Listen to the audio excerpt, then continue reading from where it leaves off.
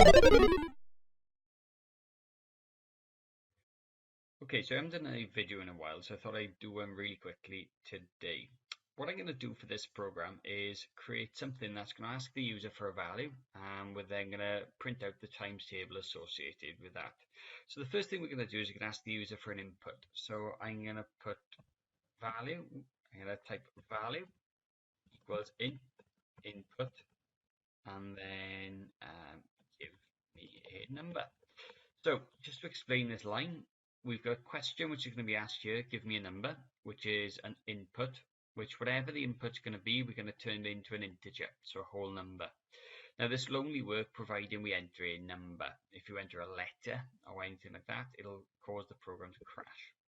Now what we're then going to do is we're going to print out different values. So as an example, I could have 1 times 1 equals 1. So 1 times 2 equals 2. So that's what I'm going to be basically printing out. Now I could do this in a number of ways. The first way we could do it is by writing 12 print statements. But what we're going to do is we're going to use a loop. So I'm going to type this in for I in range, and then I'm going to do 13. Now I'll explain why I'm going to do 13 later. This is a for loop. I is a throwaway variable, which will just increment, so add 1 each time this is looped. And then range 13 means it's going to run it 13 times effectively. So I'm going to type this here, print, and then what we're going to do is we're going to say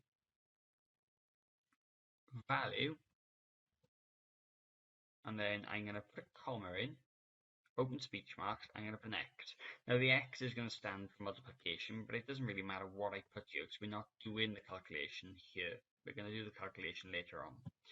And then I'm going to put another comma.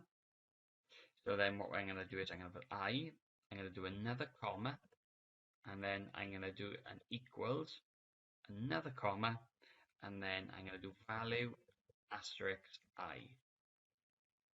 Now, just to let you know, this is where the calculation is going to be done, right? So that is where the multiplication is going to be done. This here is just printing out an equal sign. This here is just printing out X. And these here are just printing out whatever value is associated with them. So for example, when I run this program, it asks me now straight away, give me a number. So if I put 12 in, press enter, you can see the value variable, which is 12, is always the same. And then I, which is this value here, I is starting at 0 and incrementing then up to 12. Now you can probably see why we've actually had to do 13 here. The reason we do that is because when we do anything with programming, it always starts at a 0, right? Because computers start counting at 0. Now, a way around that, we could actually do that as 12. The only difference is then we'd have to put another line of code in, just adding 1 to I. So it's just easier at the moment just to leave it at 13. So hopefully you've enjoyed this. If you'd like to leave a comment below, please feel free to do so.